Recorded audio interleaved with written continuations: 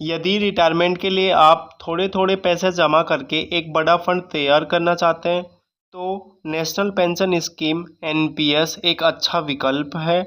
लेकिन क्या आप जानते हैं कि एनपीएस में आप दो टाइप के अकाउंट ओपन कर सकते हैं। पहला आपका टीयर 1 और दूसरा होता है आपका टीयर 2 अकाउंट। आज के इस वीडियो में मैं आप लोगों को बताऊंगा कि एनपीएस का जो टीयर 2 अकाउंट है वो कैसे काम करता है और यह आपके लिए कैसे फ़ायदेमंद हो सकता है। दोस्तों सबसे पहले मैं आपको बता दूं कि जो आपका एनपीएस का जो टीयर 2 अकाउंट है वो होता क्या है। दोस्तों जो एनपीएस का टीयर 2 अकाउंट होता है वो वॉलेंट्री अकाउंट होता है, यानी आपका एक एड ऑन अकाउंट, जो कि आपका टीयर 1 जो अकाउंट होता है उसके एकदम विपरीत होता है। यहाँ पर मैक्सिमम अमाउंट पर कोई लिमिट नहीं है और यहाँ पर कोई मिनिमम रिक्वायरमेंट भी नहीं है कि आपको हर साल मिनिमम कुछ अमाउंट यहाँ पर कंट्रीब्यूट करना होगा। साथ में ही दोस्तों यहाँ पर आप सबसे मिनिमम अमाउंट 250 रुपये भी आप कंट्रीब्यूट कर सकते हैं एक टाइम पे। दोस्तों इसके अलावा इस अकाउंट को खोलने के लिए आपकी उम्र 18 साल या इससे अधिक होनी चाहिए और आप भारतीय नागरिक होने चाहिए, यानी कि यदि आप एनआरआई हैं तो आप इस अकाउंट को ओपन नहीं कर सकते। दोस्तों यदि हम आगे बात करें कि इसको किस किस तरीके से आप अपने एनपीएस अकाउंट को ओपन कर सकते हो, तो दोस्तों यहाँ पर जो ऑफलाइन तरीका है उसमें आपको पीओपी को अपना फॉर्म भर के देना होगा और आपका जो पीओपी है वो ज़्यादातर आपके बैंक होते हैं, जैसे आपका एसबीआई, एचडीएफसी, आईसीआईसी बैंक, ये सब आपके पीओपी होते हैं। दोस्तों यदि ऑनलाइन की बात करें तो आप एनपीएस की वेबसाइट पर जाके ऑनलाइन आप अपना रिक्वेस्ट डाल सकते हैं टू अकाउंट ओपन करने के लिए। दोस्तों उसके बाद हम बात करें मोबाइल ऐप से, तो यहाँ पर मैं आपको बता दूं कि एनपीएस का अपना एक मोबाइल ऐप है, आप उसके थ्रू भी एनपीएस का जो टीयर 2 अकाउंट है वो आप ऑनलाइन ओपन कर सकते हैं। दोस्तों यहाँ पर जो डॉक्यूमेंट्स है वो आपका आधार कार्ड और पैन कार्ड की आवश्यकता होती है। यहाँ पर दोस्तों जो मेनली है आपका पैन कार्ड ही चाहिए होता है। आपका जो पैन नंबर है और आपका फ़ोन नंबर और आपका ईमेल आईडी, आपका जो एनपीएस अकाउंट है उसमें पहले से लिंक होने चाहिए, अपडेटेड होने चाहिए, तभी आप अपना जो टीयर 2 अकाउंट है वो ओपन कर पाएंगे।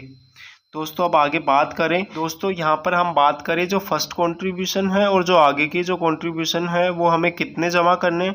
यहाँ पर जो फर्स्ट या इनिशियल जो कंट्रीब्यूशन है वो हमें एनपीएस के टीयर 2 अकाउंट के लिए 1000 रुपये का जमा करना होगा। यह मिनिमम राशि है जो कि आपको फर्स्ट टाइम कंपलसरी आपको जमा करना होगा, तभी आप एनपीएस का टीयर 2 अकाउंट ओपन कर पाएंगे। दोस्तों इसके बाद में कभी भी किसी भी समय 250 रुपये मिनिमम जमा कर सकते हैं और अधिकतम जमा की कोई सीमा नहीं होती, आप कितना भी जमा कर सकते हैं। इसके बाद आप अपनी इच्छा के अनुसार जब भी आपकी इच्छा हो तब आप जमा करें, जब भी आपके पास अमाउंट हो तब आप जमा करें, जब नहीं है तब आप ना भी करें। तो कोई अकाउंट आपका फ्रीज नहीं होगा, कोई इनएक्टिव नहीं होगा। दोस्तों हम आगे बात करें, आपका जो एनपीएस का टीयर 2 अकाउंट है उसके क्या क्या बेनिफिट है। यहाँ पर सबसे बड़ा बेनिफिट तो आपका फ्लेक्सिबिलिटी है। दोस्तों जो एनपीएस का जो टीयर 2 अकाउंट है उसका सबसे बड़ा फ़ायदा ही फ्लेक्सिबिलिटी है। आप जब चाहें तब पैसे डाल सकते हैं और निकाल सकते हैं।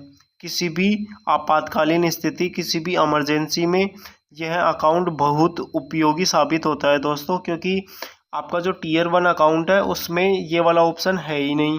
दोस्तों उसमें आप स्पेशल कंडीशंस में ही आप पैसा निकाल सकते हैं, वो भी आपका सेल्फ कंट्रीब्यूशन 25% तक ही निकाल सकते हैं। लेकिन जो टीयर 2 अकाउंट है उसमें आपका 100% अमाउंट आप किसी भी अपनी इमरजेंसी में निकाल सकते हैं।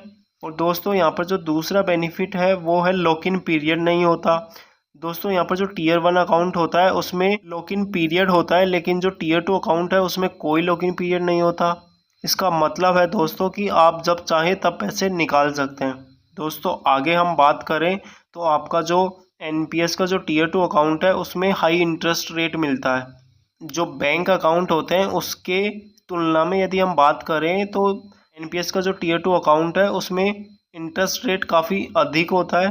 दोस्तों यहाँ पर बात करें हम टैक्स बेनिफिट की, तो जो एनपीएस का टीयर 2 जो अकाउंट होता है उसमें यदि कोई भी अपना अमाउंट कंट्रीब्यूट करता है एनपीएस के टीयर 2 अकाउंट में तो उसे किसी भी प्रकार का कोई टैक्स बेनिफिट नहीं मिलता।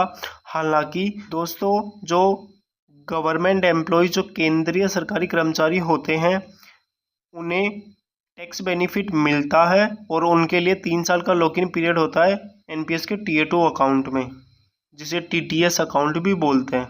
दोस्तों हम आगे जो बात करें जो इसकी अन्य जो विशेषताएं हैं उसके बारे में, आपका जो टीयर 2 अकाउंट है उससे यदि आपको टीयर 1 अकाउंट में कुछ अमाउंट ट्रांसफ़र करना है या टोटल अमाउंट ट्रांसफ़र करना है तो आप कर सकते हैं, लेकिन यदि आप चाहें कि टीयर 1 से टीयर 2 में ट्रांसफ़र करना तो वो अलाउ नहीं होगा, वो आप नहीं कर पाएंगे। दोस्तों इसका सबसे बड़ा बेनिफिट आपको उस टाइम पे होगा जब आपका टीयर 1 में 5 लाख से कम अमाउंट है और आपका टीयर 2 में भी कुछ ही अमाउंट है, तो आप यदि टीयर 2 से विड्रॉल करेंगे तो आपको उस पर टैक्स पे करना होगा। लेकिन यदि आप टीयर 2 से आप टीयर 1 में ट्रांसफ़र कर देंगे अपना सारा अमाउंट और आपका टीयर 1 का अमाउंट अभी भी 5 लाख से कम है, तो तब आप अपना पूरा complete amount tax free withdrawal कर सकते हैं टीयर 1 से, जब भी आपका रिटायरमेंट होगा उस टाइम पे। दोस्तों यहाँ पर हम बात करें कि जो टीयर 2 अकाउंट है वो आपको ओपन कराना चाहिए या नहीं कराना चाहिए। दोस्तों जैसा कि हमने वीडियो में पहले बात की कि आपका जो टीयर 2 अकाउंट है वो काफ़ी आपका फ्लेक्सिबल होता है, यानी कि आपको कभी भी आप अमाउंट जमा कर सकते हैं। आपके पास जब आपके पास पैसे हो तब आप इस अकाउंट में जमा करें, जब नहीं हो तब आप ना करें, क्योंकि इसका सबसे बड़ा बेनिफिट यही है कि आपका अकाउंट फ्रीज नहीं होता, इनएक्टिव नहीं होता, प्लस में इसमें हाई इंटरेस्ट रेट मिलता है। इसके अलावा यदि आपके पास टीयर 1 अकाउंट है तो टीयर 2 अकाउंट खोलकर आप इसका फ़ायदा ले सकते हैं। दोस्तों इसमें निवेश करना आपके लिए एक समझदारी भरा कदम हो सकता है, खासकर जब आप अपने निवेश में फ्लेक्सिबिलिटी और हाई इंटरेस्ट रेट चाहते हैं। दोस्तों इस वीडियो से रिलेटेड आपका कोई भी क्वेरी या क्वेश्चन हो तो नीचे कमेंट बॉक्स में कमेंट करके ज़रूर पूछें। दोस्तों वीडियो अच्छा लगा तो वीडियो को लाइक करें, चैनल को सब्सक्राइब करें। Thank you so much for watching.